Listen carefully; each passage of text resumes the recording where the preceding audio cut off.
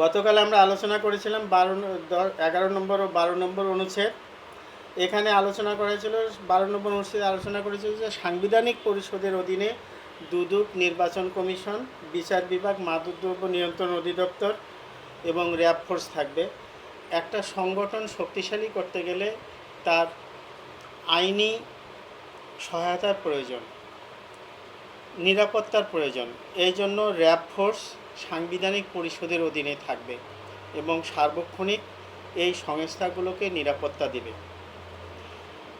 আজকে আমরা আলোচনা করব 13 নম্বর অনুচ্ছেদ। এখন এই র্যাব ফোর্স কীভাবে গঠিত হবে?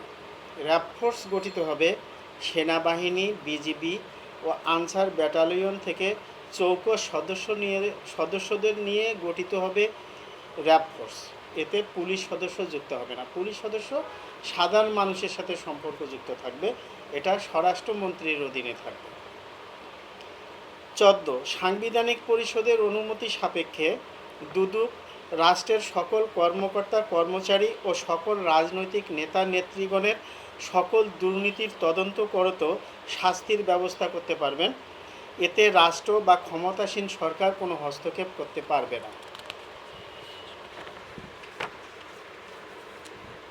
15, সাংবিধানিক পরিষদ, দুদক ও নির্বাচন কমিশনের সদস্যগণ 5 বছরের জন্য নির্বাচিত হবেন। মেয়াদ শেষ হলে একই প্রক্রিয়ায় নতুন সদস্য নিয়ে সাংবিধানিক পরিষদ, দুদক ও নির্বাচন কমিশন গঠিত হবে।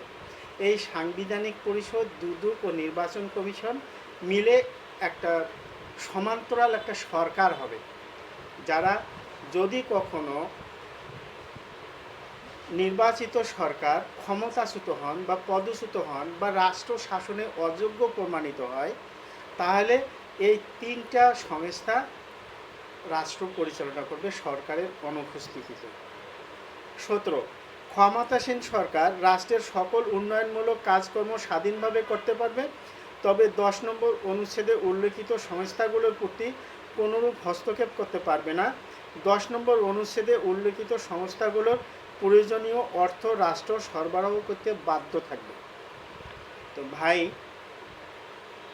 এখানে একটা কথা বলি, আমার এই অনুচ্ছেদগুলো যদি সংবিধানে সংযোজিত হয়, তাহলে একটা শক্তিশালী গণতন্ত্র প্রতিষ্ঠিত হবে, যেখানে আর কোনো বাংলাদেশি সন্তান, বাংলাদেশের কোনো মা কাঁদবে না, এখানে বেকারত্ব থাকবে না।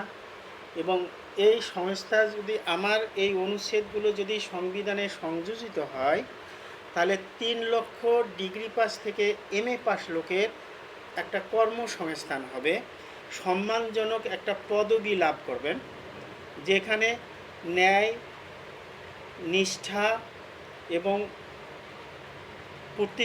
ন্যায়নিষ্ঠা প্রতিষ্ঠিত হবে আর অন্যায় দূরীভূত হবে। তা আমরা চেষ্টা করব, আমরা চাইব আমাদের দেশকে ভালোবাসতে, আমাদের দেশকে ভালোবেসে আমার এই অনুচ্ছেদগুলো আপনারা শুনুন। যদি ভালো লাগে তাহলে প্রথম রংপুর আমার ইউটিউব চ্যানেল প্রথম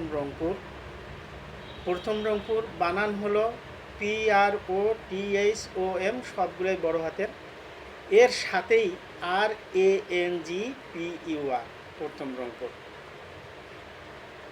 আমি নিষ্ঠার সাথে, সততার সাথে এই অনুচ্ছেদগুলো আপনাদের সামনে তুলে ধরছি। এগুলো সংবিধানে সংযোজিত হলে আমার দেশ আর গরিব থাকবে না।